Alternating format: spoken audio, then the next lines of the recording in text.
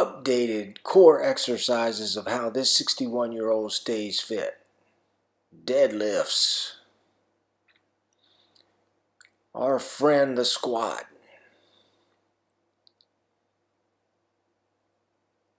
Heavy barbell rows. And overhead press. Military press. Good stuff. Hey gang, welcome back to Mark's 60 Plus Fitness Journey. If this is your first visit here, a special welcome to you. Now today what I want to do is update and clarify a video I published in November of 2020. November 28th, I think. That video was entitled, What This 60-Year-Old Does to Stay Fit.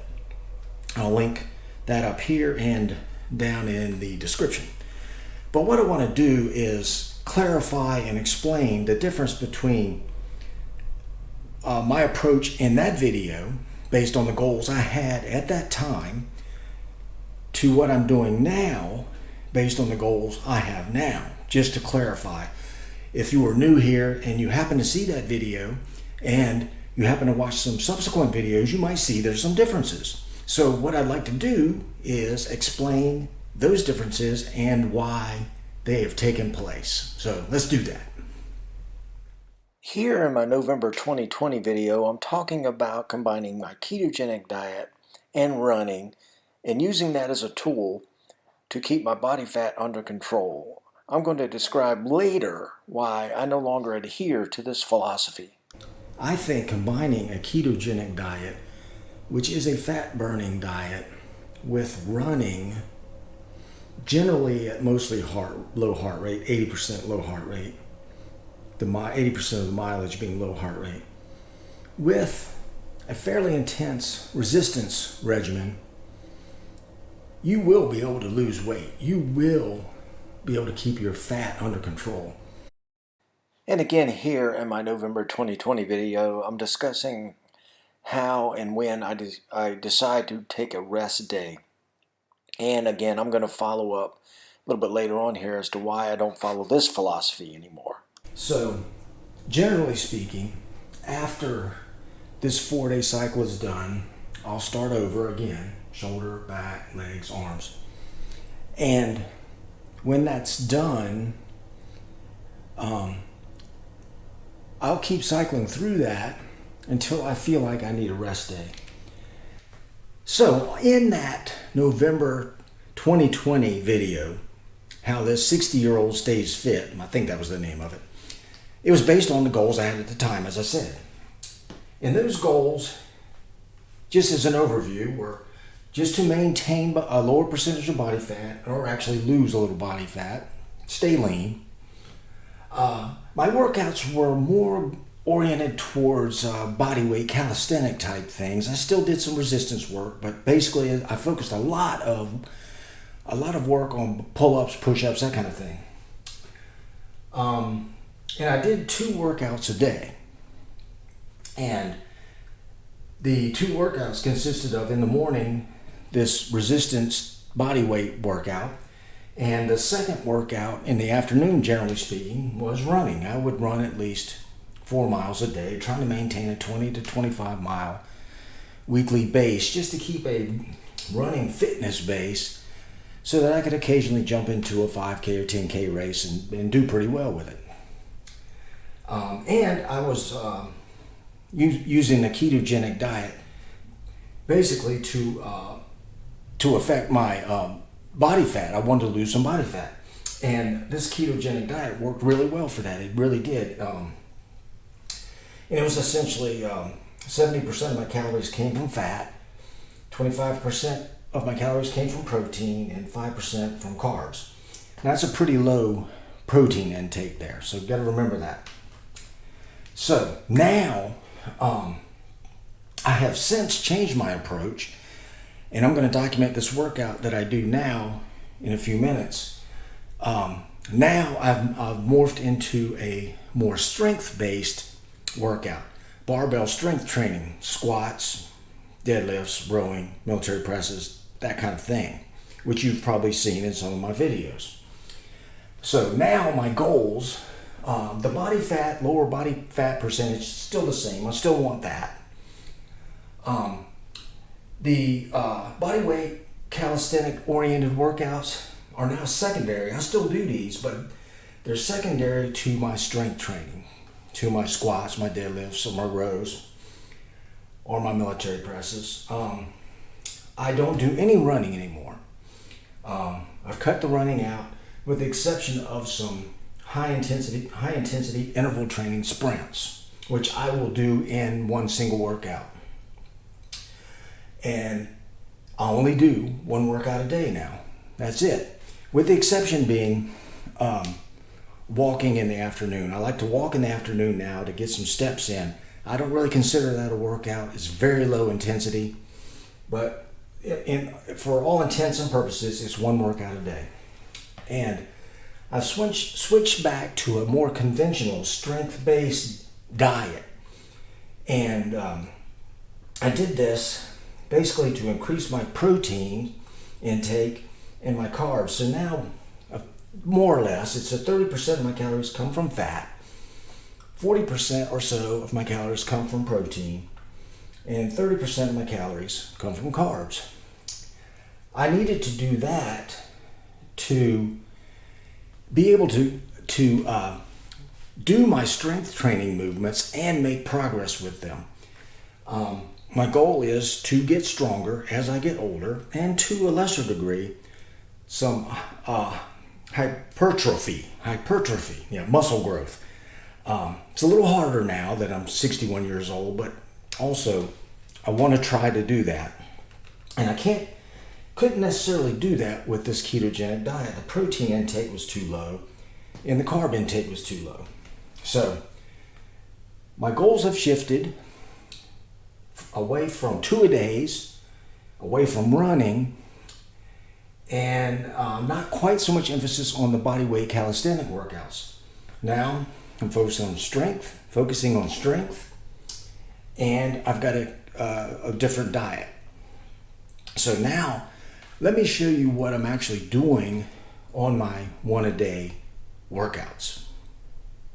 Okay, the first thing I want to mention here is with this new approach, I have a four workout cycle that I use: legs, shoulders, chest, back, arms, and then on the 5th day I rest. Previous to this, I would just work out until I got so exhausted I had to take a day off. But now I have planned days off because this strength-based training is so intense. I have to make myself take some time off for this to work. So let me show you what I do. We'll start with leg day. So my leg day, I have 2 sessions of leg day. So session 1, I'll start with squats first. I use the linear approach, a strength training approach. It's linear progression. I'll do 3 sets of 5 at a given weight. Once I can do 3 sets of 5, I'll move up 5 or 10 pounds. So after a good warm up, on session A, I'll start with squats and do that workout. And on session A, after I finish with my squats, I'll do 3 sets of lighter load deadlifts, which means it'll be a lighter load than I would normally use at my linear progression weight. So session B, I will start with deadlifts, and in there I will use my regular working weight, my regular working linear progression weight, and do a nice warm up, do 3 sets of 5, and follow that workout up with 2 sets, maybe 3, of lighter squats, lighter than my normal linear progression weight that I normally use. Now, after on both session A and B, I'll follow that up with some auxiliary work, like leg presses or leg extensions, things like that, just to get a little extra work in. Now, this is a hard day. Leg day is a hard day, so that's why it's important to focus on this 5th day off, because that's a very intense workout. So next, let's look at chest shoulder day. Now, On my chest / shoulder day, I have the same approach as on my leg day. I have 2 sessions, an A and a B. Session A, I will start with shoulders first on that workout. And after a nice little warm up, I will focus on my military presses. Again, the same linear progression approach, 3 sets of 5. Once that's done, move up 5 pounds. Once I finish these military presses, I'll do some chest work. And generally it'll be some dumbbell work, like flies or incline presses, that kind of thing, and push-ups. I always do push-ups on my chest day. For me, push-ups work very well, so I always focus on push-ups when I do my chest workout. Now, I neglected to mention here, on my shoulder chest day, I always incorporate some dumbbell shoulder work as well. I didn't document that here, but I always do that. Now, for session B of chest shoulder workout, I start with chest. And in here, I'll always go to do some warm-ups, and I'll start with some machine work, like hammer strength machines, and do some heavy work there as well, basically working around the 8 to 12 rep range. So I'll do usually 6 sets or so on the machines, do some dumbbell work, usually some flies, and again, push-ups. Always got to include push-ups on my chest day. And on this session B, where I start with chest first, I finish up with a lighter set, 3 sets of military presses at a lower weight than my normal linear progression working weight. So that's my chest shoulder approach. All right, so let's look at back day now. Again, on back day, I have 2 sessions. Session A, I start with heavy rows. After some good warming up, I usually do dead rows. Now, doing rows is a whole nother video. There's so many variations of rows, it's crazy, but I focus on dead rows or Pendley rows. And but I've been doing the dead rows, and again, it's a linear progression approach, 3 sets of 5. And I'll finish up those 3 sets right there, which is very intense and difficult, with some heavy dumbbell rows, which I find very effective, at least for me. I love these heavy dumbbell rows. And I'll finish up with at least 3 sets of pull-ups, max effort pull-ups, max set to failure pull-ups, at least 3 sets. And that'll be the end of my session A. Now, session B, I will start out with pull-ups. I love pull-ups. So I'll start out, and generally what I like to do is get at least 70 pull-ups, and it's however many sets it takes. And I do those sets to failure with 1 minute rest in between. I'll follow the pull-ups with heavy dumbbell rows. Now at this point, these dumbbell rows are going to be pretty hard after I've done all these pull-ups, but again, heavy dumbbell rows. Then I'll follow that up with some seated lat pulls and some lat pull downs. Again, that's a pretty good back workout there. It works for me. 2 sessions, heavy session, strength session being the heavy rows. And day 4 of my workout schedule, strength-based workout schedule is arm day. Now, arm day doesn't necessarily have a strength component to it, but I'll show you what I do. Arm day, I focus on supersets. I do supersets of bicep, tricep work. I normally get at least 16 sets in, maybe 20. I'll link a video right up here of my last arm day as an example. But arm day is one of my favorites, like the dessert of workouts to me. I like arm day. I guess everybody likes arm day. But on arm day, I will also do some hamstring work and some calf work. I want to make sure I get that portion, at least in particular the hamstring work. I'm incorporating this more and more lately. I'm still working on that, but I definitely want to get some hamstring and calf work on my arm day. Okay, so there you have it. That's my four-day cycle: legs, shoulder, chest, back, arm day. And I also want to point out, before I forget, at the end of each one of those 4 sessions, I do some high-intensity interval training. Lately, it's been a lot of stair climbing. I'll do like a a hard 20-second effort with a full recovery in between efforts. That's something I've changed my mind about. Previous to this, I was against this type of approach, but I think it works really well. And the other important part is I want to make sure that I emphasize that I take that 5th day off. It's a rest day. I need the rest because these strength training movements are very high intensity, and I can tell in particular with my squats and deadlifts, for example, I have to give my legs and hips and glutes time off to recover.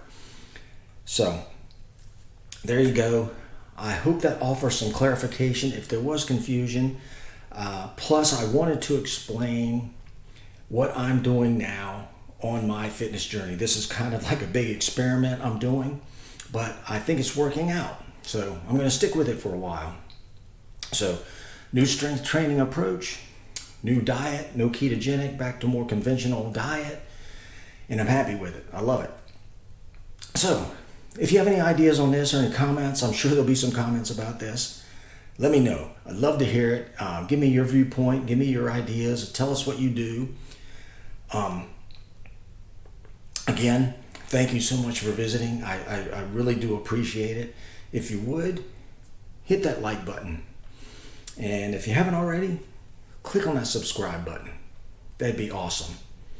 And as always, till next time, go get 'em. Mark out.